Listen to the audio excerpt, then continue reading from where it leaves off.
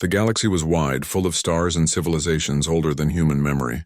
Humanity had only recently joined the Galactic Concord, a coalition of advanced worlds that had known space travel for thousands of years. Compared to them, humans were still new explorers, still learning, still adapting. But one thing was different about humanity. They did not give up easily. That reputation had already spread far among the stars. Captain Ethan Hale was one of the humans most respected by the Concord. He was a diplomat, a peacekeeper, and a man who believed that words could change the course of history. He had seen war and he understood its cost. Because of that, he always tried to prevent it when possible. When he walked into a room, he carried calm with him. People listened when he spoke. He did not force respect. He earned it. One morning, Ethan stood inside the Stellar Embassy Hall, a massive structure orbiting a quiet blue star. The hall was quiet except for the soft hum of life support systems. Screens displayed star charts and diplomatic symbols. Ethan expected to meet with his usual counsel for trade discussion. Instead, he found 3 senior ambassadors waiting for him, all looking serious. Ambassador Wren, a tall and silver-haired human elder, spoke first. "Captain Hale, thank you for arriving quickly. We have a matter of great importance, one that concerns interstellar peace." Ethan listened carefully. He did not interrupt. That was his nature. Ambassador Wren continued. "The Volari Empire has reached out to humanity. They are requesting something unusual, something delicate. The Volari were well known across the galaxy. They were proud, ancient, and deeply traditional. Their society was built around symbolic bonds of leadership. Their rulers were chosen not only for wisdom, but also for the strength of their presence. The Queen of the Volari was the heart of the empire. Her strength determined the stability of the entire civilization." Ambassador Wren paused, searching for the right words. "They want you, specifically you, to form a permanent alliance bond with their queen," he finally said. Ethan blinked, unsure he heard correctly. "You mean a treaty signing?" "No," said another ambassador, a soft-spoken alien diplomat with shimmering green skin. "They are asking for something deeper, a life bond, a partnership of leadership. Not romantic, not physical, a shared political identity." Ethan frowned slightly. "A symbolic co-rulership?" "Yes," Ambassador Wren confirmed. "Their queen cannot maintain authority alone. The empire is fracturing. They need a partner from outside their species to symbolize unity with other civilizations. They chose a human because humanity is seen as honorable and without hidden ambitions." Ethan understood the reasoning, but he felt uneasy. "So they want me to be a symbol, not a person." The room fell silent. His words were quiet, but they held weight. Ethan was not someone who sought power. He believed that leadership was responsibility, not reward. He did not want to be placed on a throne for show. Ambassador Wren spoke gently. "We are not forcing your decision. But if the Volari Empire collapses, it could lead to war across 5 star systems. Your choice may prevent that." Ethan closed his eyes for a moment. He breathed slowly. He felt the weight of the galaxy settling onto his shoulders. He had carried heavy decisions before, but this one was different. This was not about commanding troops or signing treaties. This was about becoming part of something much larger than himself. Finally, he opened his eyes. "I want to speak to the Queen first." The journey to the Volari homeworld took 3 days through hyperspace. The ship glided past shimmering nebula clouds and glowing blue star lines. When Ethan stepped onto Volari Prime, he was greeted by structures of silver and white, smooth and curved, like natural formations shaped by wind rather than tools.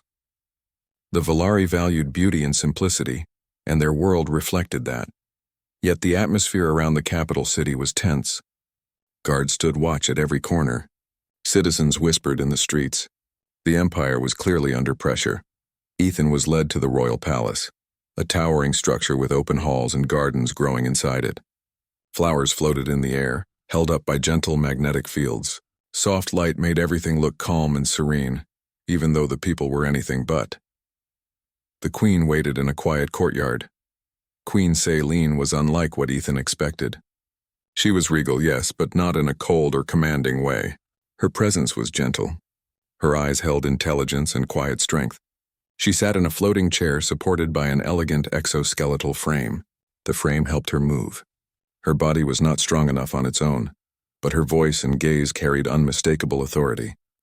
When she spoke, her voice was soft, but unwavering. "Captain Ethan Hale, thank you for agreeing to meet with me." "I know you carry many concerns," Ethan bowed respectfully. "Your Majesty, I came to understand your wishes."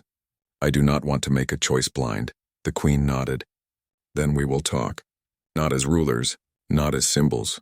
As two individuals trying to carry responsibilities that others may never understand." They walked through the palace gardens.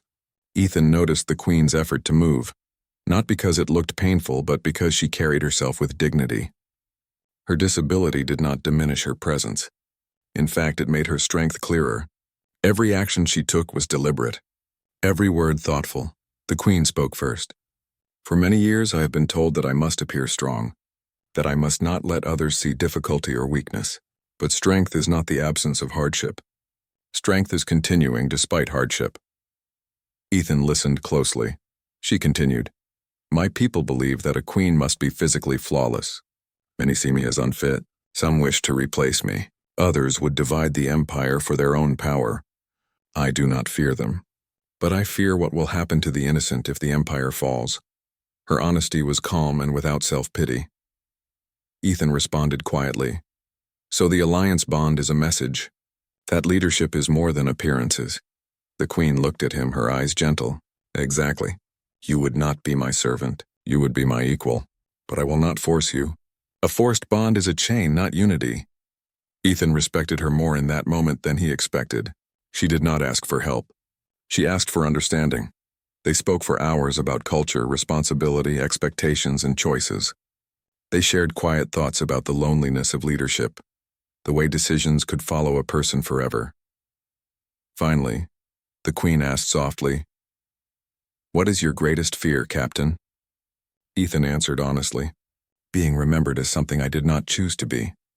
The Queen closed her eyes for a moment. "We share that." That evening, a grand assembly was held in the palace hall. Thousands of Valari nobles and diplomats gathered. The air buzzed with hushed conversation. Floating lights illuminated the hall. The Queen entered with Ethan beside her. A Valari elder stepped forward and addressed the crowd. "On this day, we witness a moment of history. The Queen asks Captain Ethan Hale of humanity to form the life bond and stand, with her as co-leader of the Valari Empire." The hall fell silent, every eye turned to Ethan. Whispers rose like wind. Will the human accept? Does he understand the meaning? If he refuses, the empire falls. Ethan did not rush to speak. He could feel the weight of expectation pressing against him. But pressure was not reason to decide. He believed decisions needed clarity, not fear. And so he stood calm and steady, and said, "I cannot give an answer today."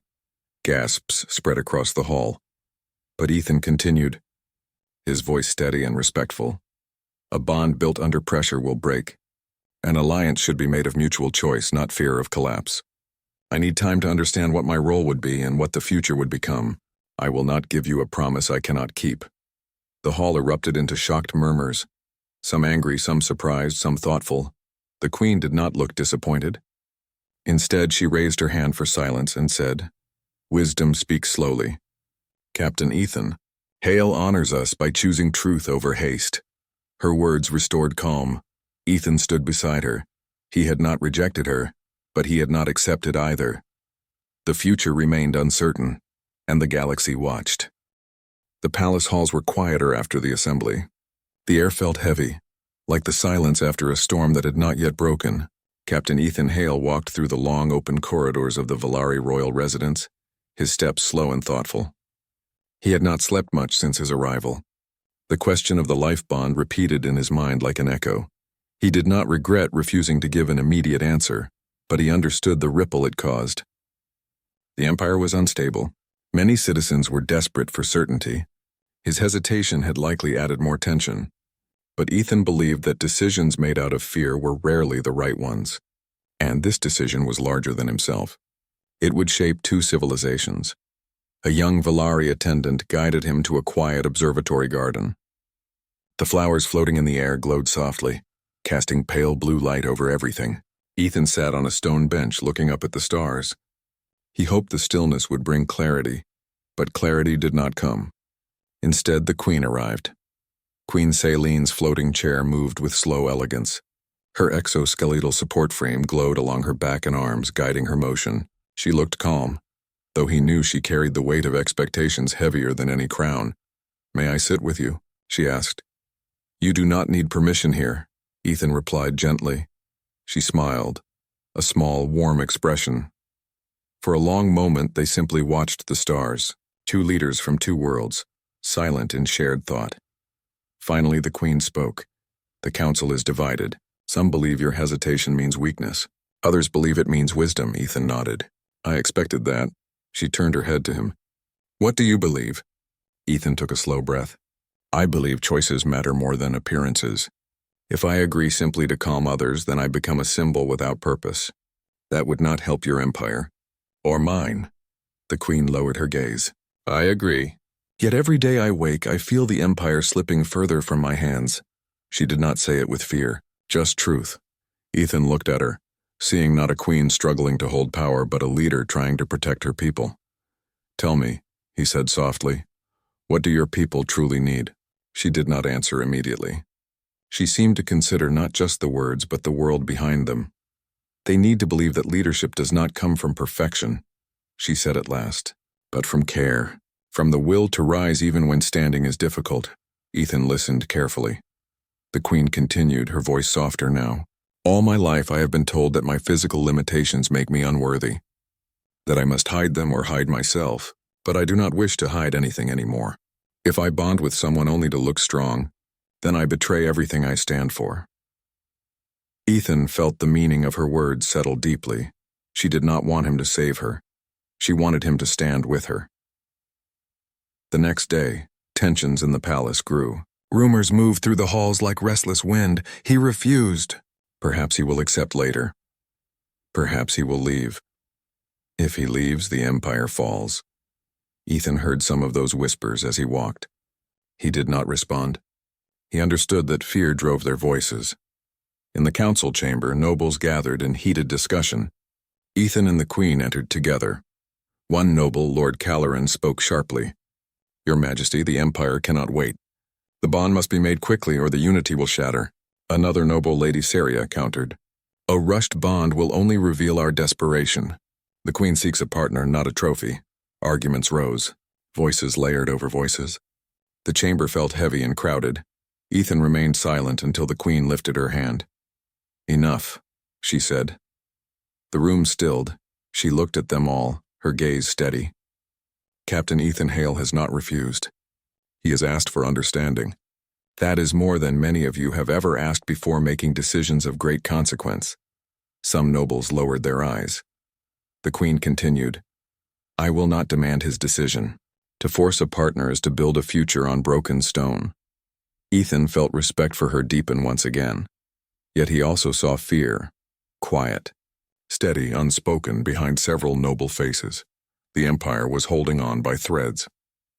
That evening, something unexpected happened. Ethan was in one of the palace corridors, reviewing diplomatic notes when the lights flickered slightly. It was small, barely noticeable, but the palace systems never flickered. They were built to remain steady under any condition. A moment later, a palace advisor hurried toward him. "Captain Hale, please come quickly. Something is wrong with the environmental systems in the Queen's residence halls." Ethan followed at once. When they arrived, technicians worked quietly to stabilize life support controls. The Queen's chamber required carefully regulated climate and energy flow to keep her exoskeletal support functioning safely. Someone had tampered with the system. No one was harmed. No confrontation occurred. Nothing exploded. No one ran through halls shouting. It was quiet, a subtle failure, discovered before damage was done. But everyone in the room understood what it meant. Someone wanted the Queen to appear weak. Someone wanted to make Ethan lose trust. Someone wanted the Empire to fall. Ethan stood beside the Queen's chamber door, watching technicians restore the systems. He did not feel anger. He felt something far more dangerous and clear: resolve. When the Queen arrived, escorted by her attendants, Ethan spoke calmly. "Someone wishes to undermine you. Not by force, but by doubt." The Queen nodded, her expression composed. "Yes, and this is why I cannot rush your decision. The bond must not be a shield. It must be a foundation. Ethan understood now more than ever that the Empire was at a tipping point. If he bonded with her, the Empire would stabilize, but only if the people believed the bond was real, chosen, and meaningful, not something done to stop panic. He turned to her. "I need to know something, Your Majesty. If we stand together, will I be allowed to lead beside you? Not behind you, not in front of you, but as equal partners?" The Queen looked at him, her expression softening. "That is the only way a bond has meaning." Their eyes met, not in romance, nor in political calculation, but in mutual recognition. Two leaders who did not want power for themselves. Two leaders willing to carry burdens that others feared. Two leaders who understood that strength was not in body, rank, or tradition. Strength was in choosing to continue. The next day, the Queen invited Ethan to visit the heart of the Valari city. Together they rode a low-floating transport through the grand streets.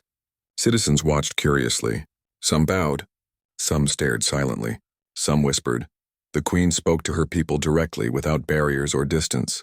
She met workers, merchants, students, elders. She listened to their concerns. She asked questions. She thanked them for their endurance during uncertain times. Ethan saw a leader who fought for her people every single day, not with force but with empathy. He also saw how deeply the people needed hope. One child approached, her eyes bright with uncertain curiosity. "Your Majesty, will the human stay?" The Queen smiled gently. "He will choose what is right, and we will choose to remain strong together." The child nodded, accepting the answer without doubt. Ethan realized something very simple and profound. The Queen did not want him to decide for the Empire. She wanted him to join the Empire, not as a symbol, but as a partner. That evening, Ethan stood once again in the observatory garden. The soft blue light glowed around him. The Queen arrived, her presence calm as always. Ethan looked at her. "We share the same burden," he said. "Responsibility chosen, not forced." She nodded. He continued. "I cannot promise that I will know all the answers. I cannot promise that I will be the perfect leader your people need." The Queen smiled gently. "Nor can I." Ethan's voice was quiet but steady. "But I can promise that I will not abandon responsibility once I choose it. If I stand with you, I stand fully, beside you." The Queen's eyes warmed, not with triumph but with understanding. "Then," Ethan said softly, "allow me to ask you one question in return." She inclined her head. "Ask. If I choose to stand with you, will you let me walk beside you, not above or below?" The Queen's answer was simple. Yes. And for the first time since he arrived, Ethan felt clarity, a choice, made freely, a purpose, shared, a future, not yet written. The sun rose softly over Valari Prime, its gentle light spilling across silver rooftops and floating gardens. The capital city glowed in the warm morning air, but beneath that beauty, a tension still lingered. The people knew that the Empire was at a turning point, and all eyes were on the palace. Captain Ethan Hale stood in his guest chamber, looking out over the city. He felt strangely calm. The uncertainty that once weighed heavily on him was now quiet. He had made his decision, not because he was forced, not because others demanded it, but because he understood the Queen and the duty they would share. He would stand beside her, not as a savior, not as a ruler placed on a throne, but as a partner, a leader by choice. The door to his chamber opened gently, and a palace attendant entered. "Captain Hale, the Queen requests your presence in the Grand Garden Hall." Ethan nodded and followed. He walked through long corridors filled with soft light. Valari architecture always seemed to welcome the sun. The palace was designed not to impress with power, but to remind all who entered that leadership should bring clarity, not fear. When Ethan reached the Grand Garden Hall, he found Queen Selene waiting. The hall was open and bright, filled with floating flowers and gentle streams of water suspended in midair through magnetic currents. The light reflected across the surface of the water, making the room feel peaceful, alive. The Queen looked at Ethan with calm certainty. Her exoskeletal frame glowed faintly around her body, supporting her movements with graceful precision. "Are you ready?" she asked. Ethan took one slow breath and nodded. "Yes, I am." The Queen smiled. Not a formal gesture, but a true smile. Then we will do this not as rulers presenting to the galaxy, but as individuals choosing to lead together. Ethan bowed his head slightly, acknowledging her words. Later that day, the Grand Assembly Hall filled once again. Unlike the first gathering where tension hung thick in the air, today the energy was different. There was still uncertainty, yes, but also curiosity and hope. Nobles, citizens, and diplomats from across the Empire gathered. Representatives from the Galactic Concord watched from floating balcony platforms, observing quietly but with great interest. Queen Selene entered first, her presence steady and dignified. Ethan walked beside her, not behind, not ahead, equal. The hall became silent. A speaker stepped forward to begin the ceremony, but the Queen raised her hand gently. "No speeches," she said. "This bond is not for show. It is for the future." The assembly waited, listening. The Queen turned to Ethan, and he turned to her. They stood facing each other under the open skylight where sunlight streamed down. The Queen spoke first. "Choose to share leadership with Captain Ethan Hale. Not because I need him to hold this empire together, but because leadership is not meant to be carried alone. I choose him because he understands responsibility, because he does not seek power, and because he stands by his decisions when they come from truth. I choose him not as a symbol, but as a partner." Her voice carried through the hall, not loud, but sure.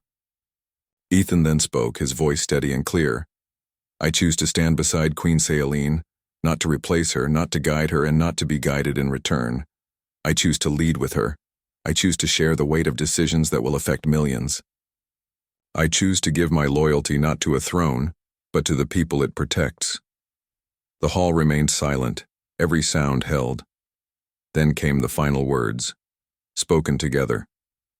"We enter the life bond of leadership, equal in duty, equal in choice." A gentle light shone from the floating palace systems, marking the bond as official. Not with force, not with pressure, but with recognition. There was no applause. Instead, there was a deep, full silence, as if the galaxy paused to understand this moment. Then slowly, voices rose in calm approval. Not cheering, not shouting, but a quiet swelling of respect. It felt right. Days passed, and the bond between Ethan and the Queen began to shape the Empire in meaningful ways. Ethan joined the councils, listening before advising. He asked questions that encouraged reflection, not argument. He spoke not like a conqueror or a commander, but like someone who believed every voice mattered. The Queen continued to lead with grace and wisdom. But now, when challenges arose, she no longer faced them alone. The presence of a partner strengthened her, not because he completed her, but because they shared responsibility. Together, they began reforms that had been ignored for too long. They changed how leadership was chosen in local provinces. They opened the palace education systems to all castes, not only nobility. They encouraged the empire to value ability in all forms, not just physical strength, not just tradition, but thought, empathy, and dedication. Slowly, the empire began to stabilize. People started to feel hope again. Hope was something the galaxy had not seen in the Valari Empire for a long time, but not everyone was satisfied. One evening, the Queen and Ethan met with the High Council to discuss new social policies. After the meeting, Ethan sensed something strange. Many council members supported the reforms openly, but their tone held something else beneath it. Not resistance, not direct rebellion, uncertainty, and uncertainty could grow. When they returned to the quiet of the observatory garden, Ethan spoke first. "Some of the council are still unsure. They are waiting to see if the reforms hold." The Queen nodded. "Confidence takes time to build, especially when fear has lived in their hearts for generations." Ethan looked up at the stars. "We must give them reason to believe." The Queen followed his gaze. "We will, not through commands, but through presence, consistency, understanding. Leadership is not a single moment. It is a pattern." Ethan smiled softly. Then we will build that pattern. Together. She nodded. Together. Months passed. The reforms became stable. Trade routes reopened. Regional governors pledged loyalty not out of fear, but trust. The people began to speak of the new era, the era of shared crown. And though there were still challenges, there was no collapse. There was no chaos. Instead, there was growth. News traveled across the galaxy. The Valari Empire had changed, not because of a savior, not because of force, but because of partnership, because of unity and purpose. Humanity's reputation grew as well. No longer new, no longer untested. Humanity was now known as the civilization that chooses cooperation over conquest and strength through understanding. And Ethan Hale became not a symbol, but a leader with a living legacy. One day, Ethan and Queen Celine stood together on the palace balcony overlooking the city. The air was calm, the sky clear. The city shimmered below like a field of stars on the ground. The Queen spoke softly. "Do you ever think about what might have happened if you had refused during the first assembly?" Ethan smiled thoughtfully. "I think the Empire would still stand, but not like this. You would still have found a way forward. You always do." The Queen looked at him with a quiet expression. "And I think humanity would have continued rising. But perhaps the galaxy would have taken longer to see what your people truly are." Ethan turned his gaze to the horizon. "Then perhaps we met at the right time." She nodded. "Yes, the right time." Silence rested between them, not heavy, but peaceful. The kind of silence shared only by those who understand one another. Ethan spoke one last thought. "When I came here, I did not want to become something I did not choose." "And now?" the Queen asked. Ethan's voice held quiet certainty. "Now I choose this." The Queen's smile was gentle, full of knowing, and the sun continued to rise over a galaxy slowly learning the meaning of true leadership. Not born from power, not built from perfection, but chosen, together. End of part 3.